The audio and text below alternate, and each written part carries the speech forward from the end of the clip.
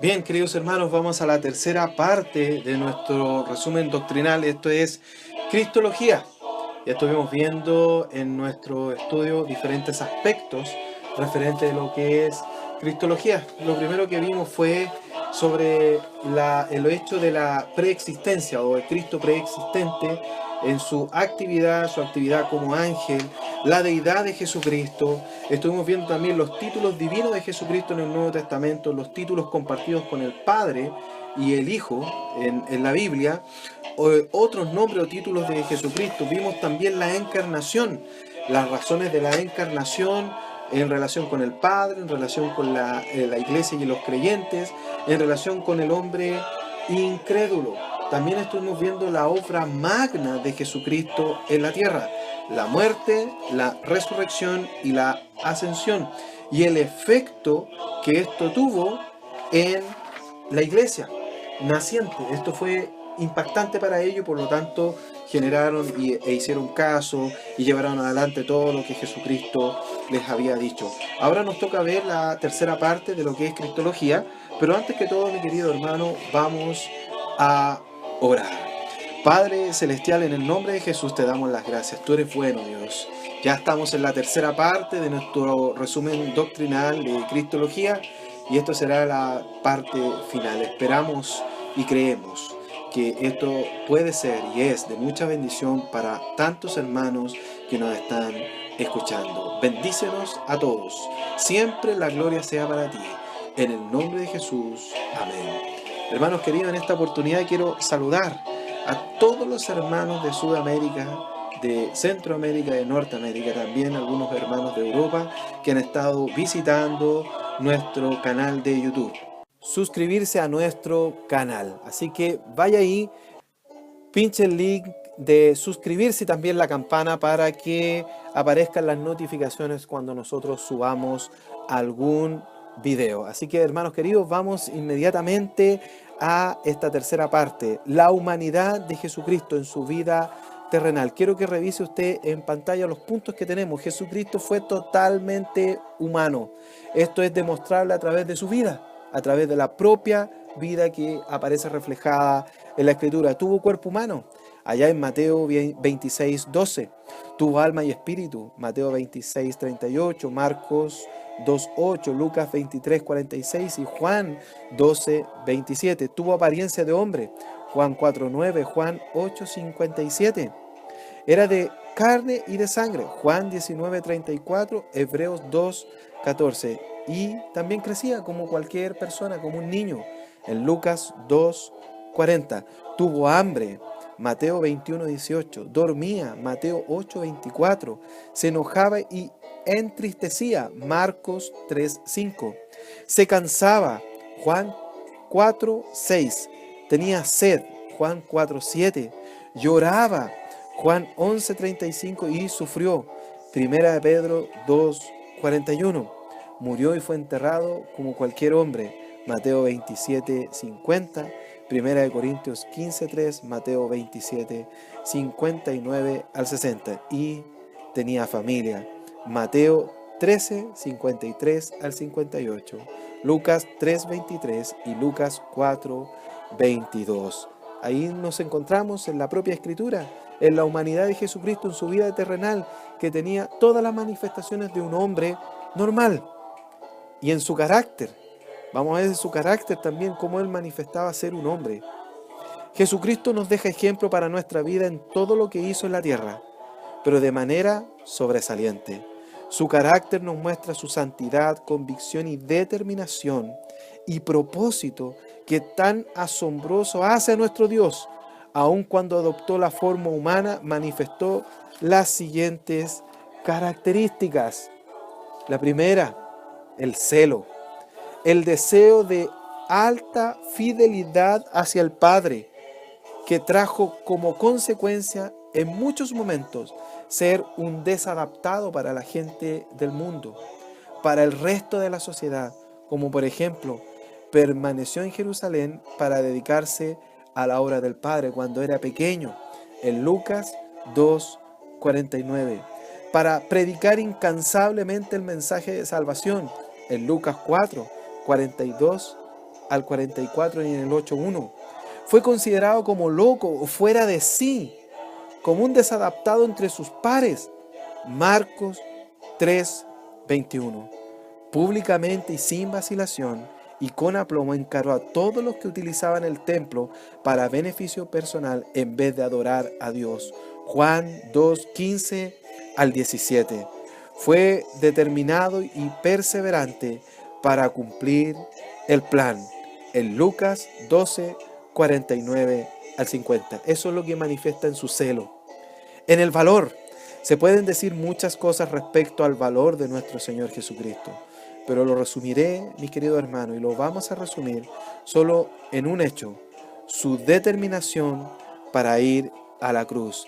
Ahí en Filipenses capítulo 2, versículo 8, y dice ahí: y estando en la condición de hombre, se humilló a sí mismo, haciéndose obediente hasta la muerte, y muerte de cruz. Su determinación. Tercer elemento de la humanidad del Señor es su mansedumbre y su bondad. Esta característica es sorprendente y admirable. Él, siendo Dios, muestra esta característica tan marcada, su mansedumbre. Ahí lo encuentra en Mateo 11:28 al 30, 1 Corintios 10:1, al lavar los pies de los discípulos, en Juan 13:4 y 5, y en su sufrimiento y muerte, Isaías 53:7. ¡Qué bondad más maravillosa de nuestro Señor! Cuarto punto de la humanidad de Jesucristo en la vida terrenal, en su carácter. Vamos ahí en el amor y la compasión. El amor y la compasión van absolutamente de la mano, mis hermanos. De hecho, sin amor no hay compasión. Jesucristo tuvo manifestaciones de amor específicas en la tierra. Por ejemplo, a sus discípulos en Juan 13:34, a los niños en Marcos 10:13 al 16, a sus amigos en Juan 11:1 al 3, en Jerusalén, Mateo 23:37, al Padre en Juan 14:31. Se compadeció de las multitudes sin pastor, enfermas y hambrientas en Mateo 9:36. Y por la viuda, y lo más impresionante, su amor y compasión por nosotros.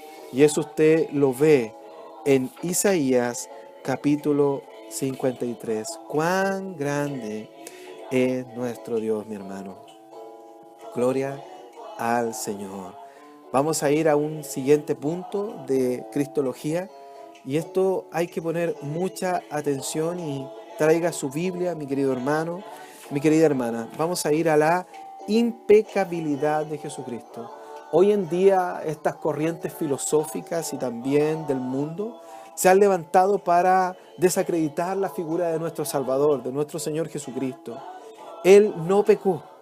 Han salido hasta películas que hablan del pecado de Jesucristo. Él no pecó, es impecable. Impecabilidad. Es un atributo maravilloso de nuestro Señor y Salvador Jesucristo. Al ser Dios no hay pecado en Él. Recuerde que uno de los atributos es la santidad. El pecado está totalmente ausente de Él. Su santidad fue manifestada en la vida terrenal, como por ejemplo su impecabilidad.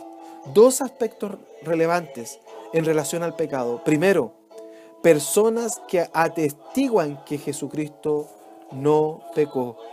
En Pilato capítulo 19 del libro de Juan.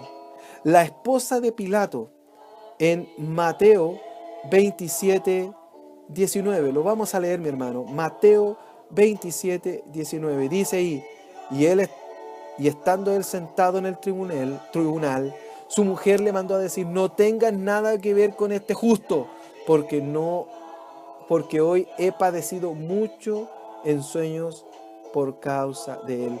De este justo, él no ha pecado. En Mateo capítulo 27, versículo 4, Judas diciendo: yo he pecado entregando sangre inocente. Mas ellos dijeron: ¿qué nos importa a nosotros? Allá tú, sangre inocente. Él no pecó. Lucas 23, versículo 41. El ladrón en la cruz. Y dice, a nosotros a la verdad justamente padecemos, porque recibimos lo que merecieron nuestros hechos, mas éste ningún mal hizo. Y el centurión romano, en Lucas 23,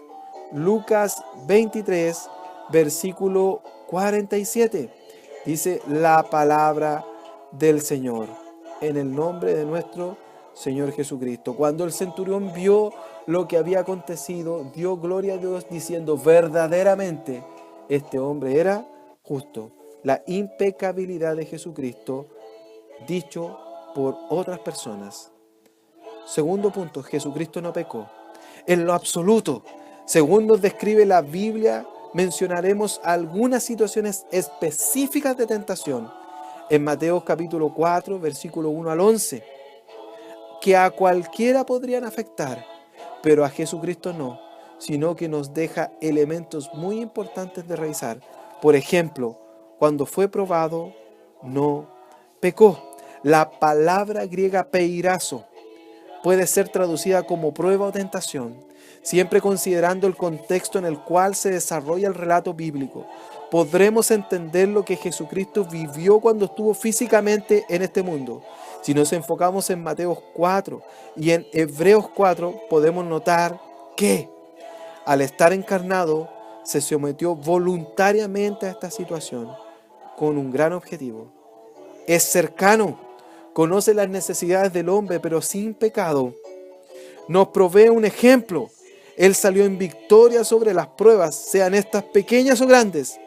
Nos ofrece su compasión, ya que al estar en la debilidad humana, nos comprende en todo lo que vivimos y nos provee de gracia y de poder para los tiempos de la prueba. Y el segundo punto en relación a que Jesucristo no pecó es que Cristo, a pesar de estar sometido a una enorme presión y el estar en cuerpo humano, no practicó el pecado. Segunda de Corintios, capítulo 5, versículo 21.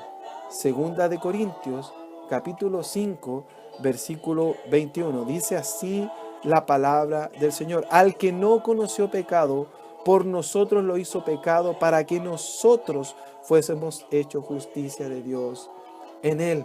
Primera de Pedro, capítulo 2, versículo 22.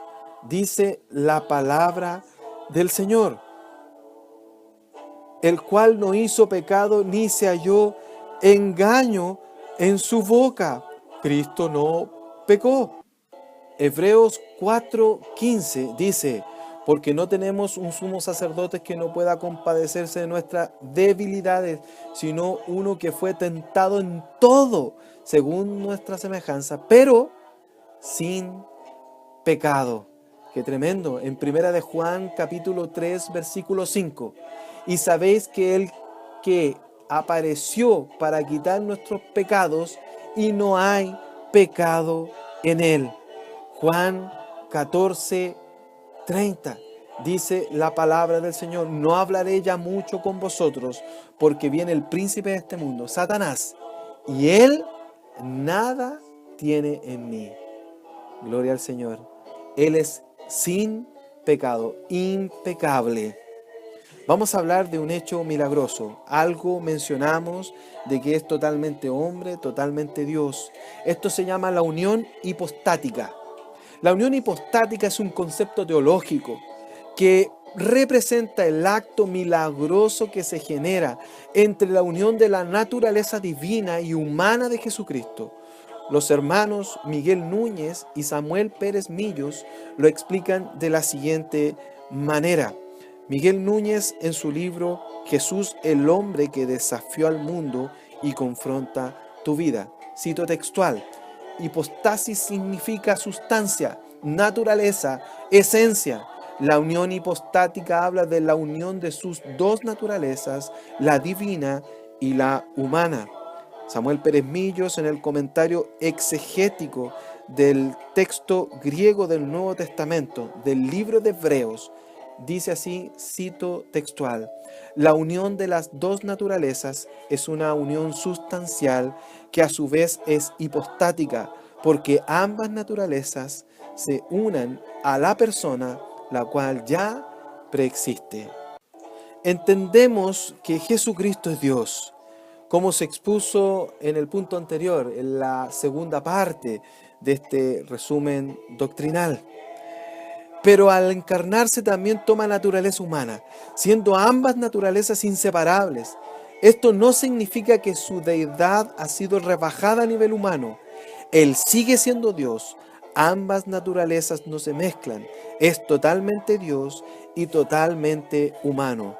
Observemos Filipenses capítulo 2, versículos 5 al 10.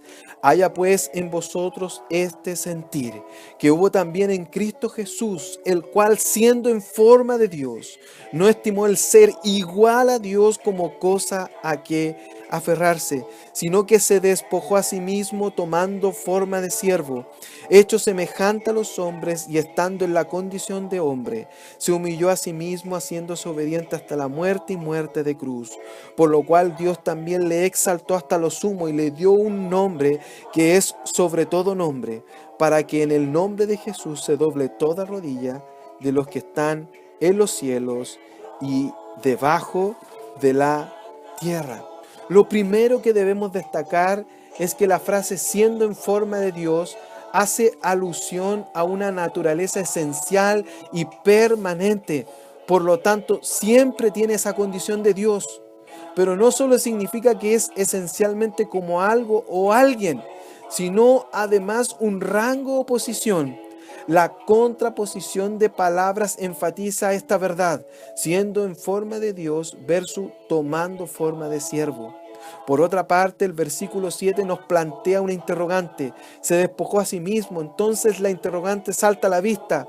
¿Cómo puede ser permanente su condición de Dios si después dice que se despojó? En palabras simples, Él es quien, sin actitudes humanas y egoístas, Él es quien es. El eterno Dios decide no utilizar, o sea, encubre sus atributos divinos para cumplir el plan ideado por el Padre en la eternidad. Encarnarse, vivir como hombre para compadecerse de nosotros. Los hermanos Juan Calvino, Evis Carballosa y MacArthur lo expresan de la siguiente manera.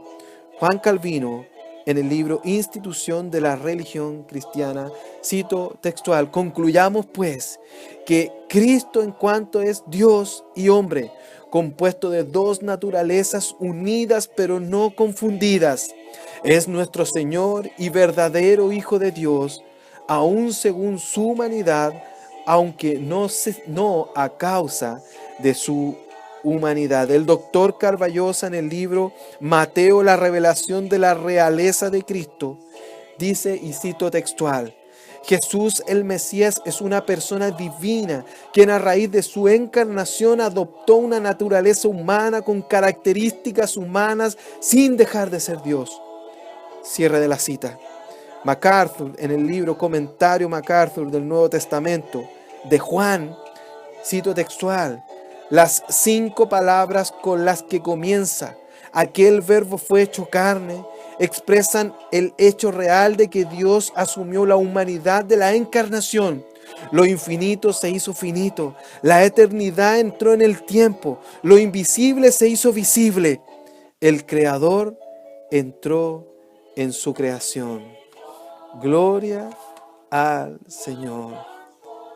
Esto es un hecho milagroso que solamente en Dios, por Dios, podría haber realizado. Él es totalmente Dios y totalmente humano.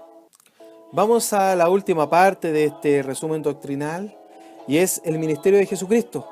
Para efectos de mayor comprensión realizaremos un cuadro gráfico que nos ayudará a entender los misterios de Jesucristo o ministerios de Jesucristo. Y tenemos el ministerio de la tierra, el ministerio actual, el ministerio futuro. Ese es el ministerio perfecto que tiene el Señor.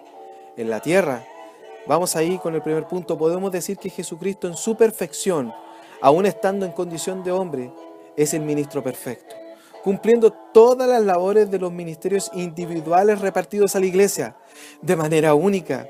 Tomaremos como base para el desarrollo de este punto el pasaje en Efesios capítulo 4, versículos 11 y 12.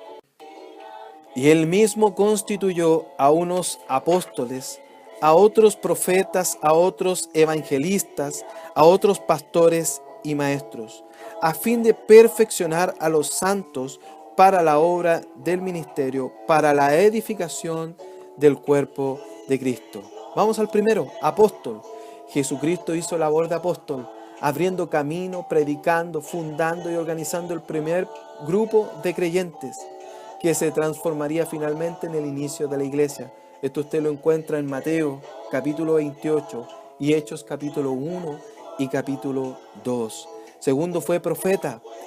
El profeta tenía como labor fundamental representar a Dios ante el pueblo, hablar lo que Dios decía, y Jesucristo entregó innumerables profecías de distintos tipos, destacando por ejemplo las de carácter escatológico.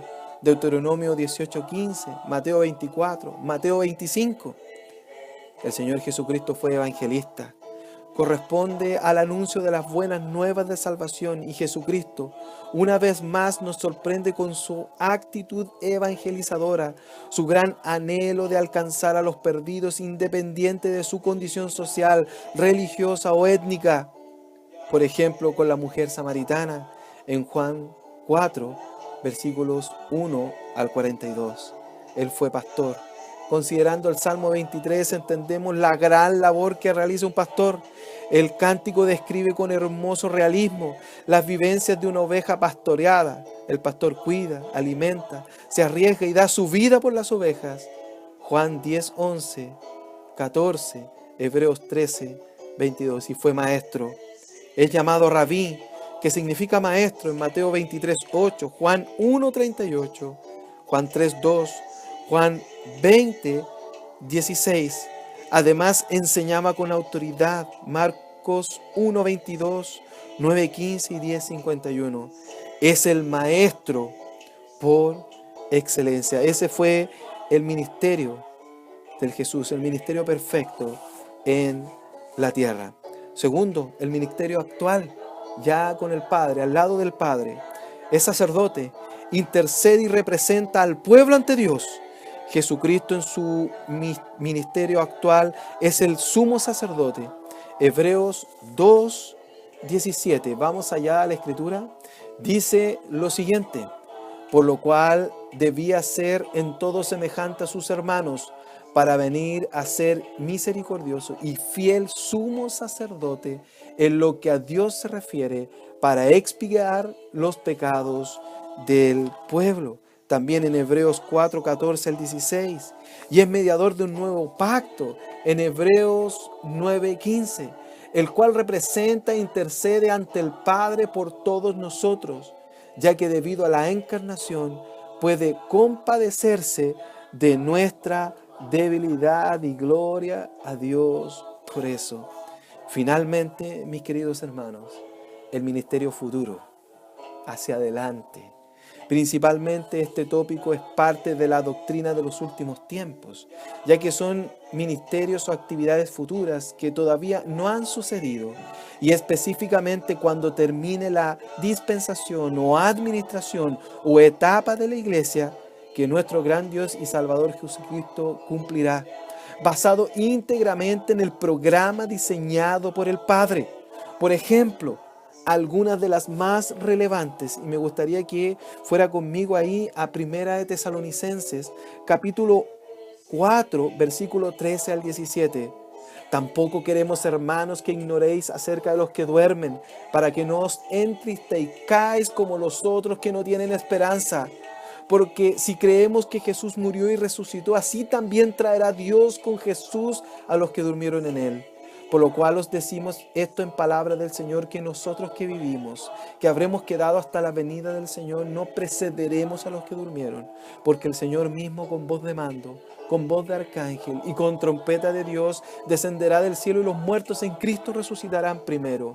Luego nosotros, los que vivimos, los que hayamos quedado, seremos arrebatados juntamente con ellos en las nubes para recibir al Señor en el aire, y así estaremos siempre con el Señor. Ministerio futuro, el arrebatamiento. Otro, juzgar las obras de los creyentes. Segunda de Corintios capítulo 5, versículo 10.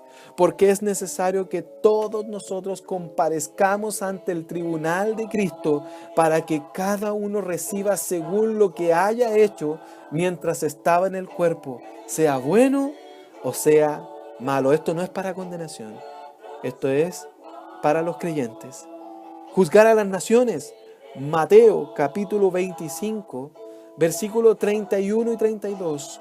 Cuando el Hijo del Hombre venga en su gloria y todos los santos ángeles con él, entonces se sentará en su trono de gloria y serán reunidas delante de él todas las naciones, y apartará los unos de los otros como se aparta el pastor de las ovejas y de los cabritos. Juzgar a las naciones, establecer el reino. Isaías capítulo 11, versículo 1 al 10.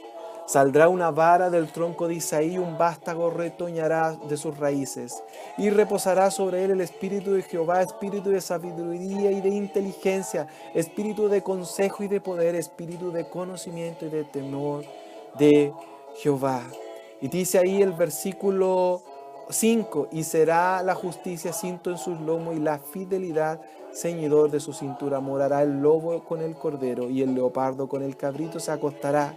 El becerro y el león y la bestia doméstica andarán juntos, y un niño los pastoreará. Versículo 9, no habrá mal ni dañarán en todo mi santo monte, porque la tierra será llena del conocimiento de Jehová, como las aguas cubren el mar. Acontecerá en aquel tiempo que la raíz de Isaí, o sea el Mesías, Jesucristo, la cual estará puesta por pendón a los pueblos, será buscada por las gentes, y su habitación gloriosa, establecer el reino. Y lo último que veremos en su ministerio futuro es reinar por la eternidad. Esto es Apocalipsis capítulo 21, versículo 22. Y dice así la palabra del Señor: y no vi en ella templo, porque el Señor Dios Todopoderoso es el templo de ella y el Cordero. La ciudad no tiene necesidad de sol ni de luna que brillen en ella, porque la gloria de Dios la ilumina y el Cordero es su lumbrera. Y las naciones que hubieren sido salvas andarán a la luz de ella, y los reyes de la tierra traerán su gloria y honor a ella. Sus puertas nunca serán cerradas de día, pues allí no habrá noche. Y llevarán la gloria y la honra de las naciones a ella.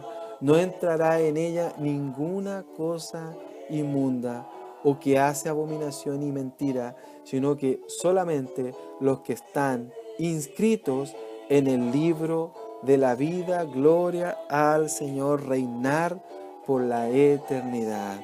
Hermano amado, mi hermana, hemos terminado la tercera parte de este resumen doctrinal, Cristología. Espero que haya sido y que sea de mucha bendición para su vida. No deje de suscribirse a nuestra página y de escribirnos. Vaya y escríbanos a cristianos.verdaderos7@gmail.com. Queremos recibir sus noticias, sus peticiones de oración y sus preguntas. Vamos a orar al Señor Dios Todopoderoso. Gracias te damos por la misericordia que tú tienes con cada uno de nosotros, de permitirnos estudiar tu palabra. A ti sea la gloria, la honra y la alabanza, en el nombre de Jesús. Amén.